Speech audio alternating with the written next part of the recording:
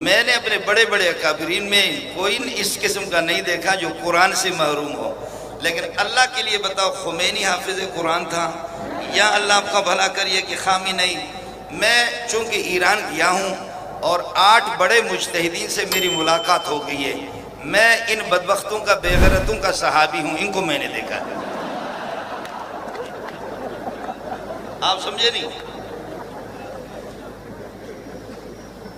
وہ ایسے معصوم ہیں، گناہ بالکل نہیں کرتے، صرف شراب پیتے اور زنا کرتے ہے، معصوم ہے۔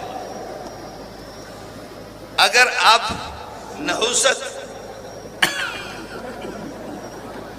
اگر آپ سند لینا چاہیں تو آپ تابعی بن سکتے ہیں، میں آپ کو سند دے سکتا ہوں۔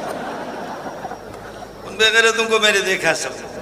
بخدا اس پر جھگڑا ہوا کہ اہل بیت اور صحابہ کے وارث سنی حضرات ہے، اورنگزیب فاروقی ہے، مولی منظور ہے، لدھیانوی ہے، یا آیت اللہ منتظری ہے، یا اللہ آپ کا بھلا کرے آقا سلیمانی ہے، شیخ شیرازی ہے، ناصر مکارم ہے، شیخ حسین ہرساوی ہے، شیخ جلالی ہے۔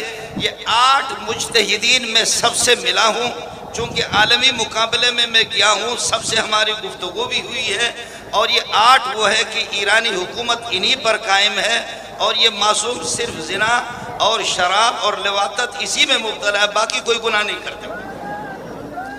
یہ سب کو دیکھ چکا ہوں۔ جھگڑا ہو گیا کہ اہل بیت کے وارث کون ہے، قرآن کے وارث کون ہے، نبی کے وارث کون ہے، یہ حضرات ہے یا اورنگزیب فاروقی ہے، لدھیانوی صاحب مولی منظور ہے۔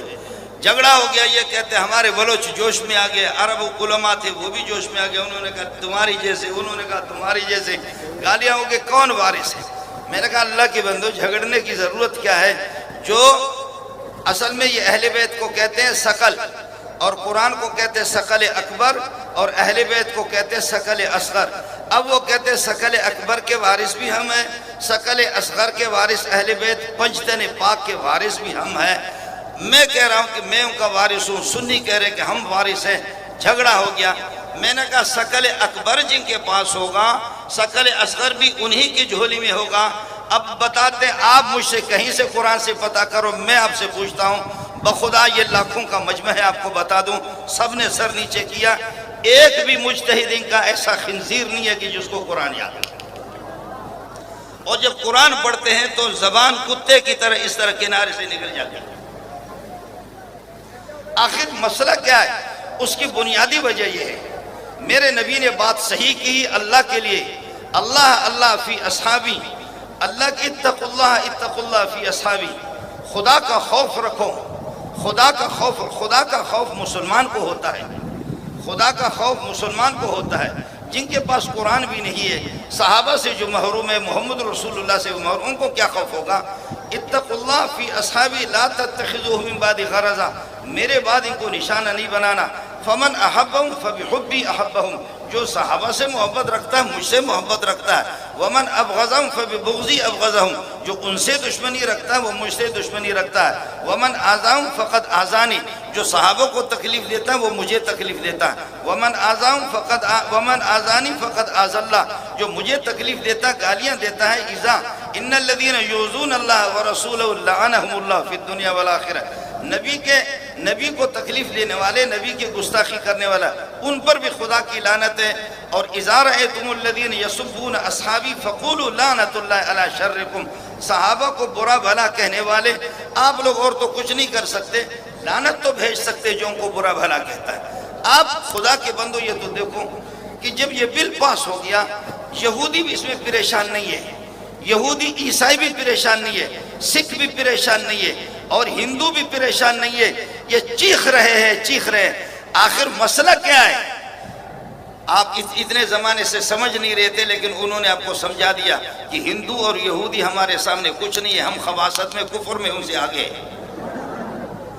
آخر ہمارے ملک میں ہندو بھی تو رہ رہے ہیں، یہود و نصارہ بھی رہ رہے، سکھ بھی رہ رہے ہیں۔ میں اپنے ان اداروں کو بھی سلام پیش کرتا ہوں کہ جن ادارے الحمدللہ وہ مسلمان ہیں، ہمارے ملک کے محافظ، لیکن صرف اتنا فرق ہے کہ ہمارے ادارے تنخواہ لے کر کے وہ ملک کی حفاظت کرتے ہیں۔ میں اس پورے یہ ہے کہ جلسے کانفرنس کے ذریعے سے لاکھوں کا مجمع ہے، میں اپنے اداروں کو سلام پیش کر کے یہ کہتا ہوں، بغیر تنخواہ کے خدا کی قسم ہم اس ملک میں سنی آپ کے ساتھ ہے اور شافعی آپ کے ساتھ ہے، مالکی، حنبلی، حنفی، اہل حدیث آپ کے ساتھ ہے، بریلوی آپ کے ساتھ ہے۔ ہمارے چھوٹے موٹے اختلافات آپس میں تھے، رہیں گے، لیکن وہ ایمان و کفر کے نہیں ہے۔ لیکن اس میں اپنے برادر مکرم اورنگزیب فاروقی سے بھی ان سے بھی اپیل کروں گا، گزارش کروں گا کہ اس بل کے پاس کرنے میں جماعت اسلامی کا بھی شکریہ، اہل حدیث کا بھی شکریہ، اور اسی طرح بریلوی حضرات کا بھی شکریہ۔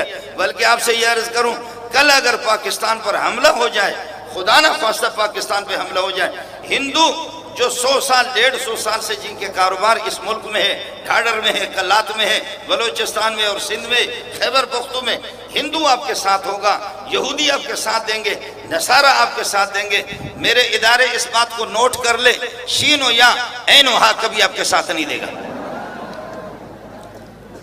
یہ کبھی آپ کے ساتھ نہیں دیں گے۔ اگر ایران حملہ کرے، خدا نہ خواستہ وہ کرے گا بھی نہیں،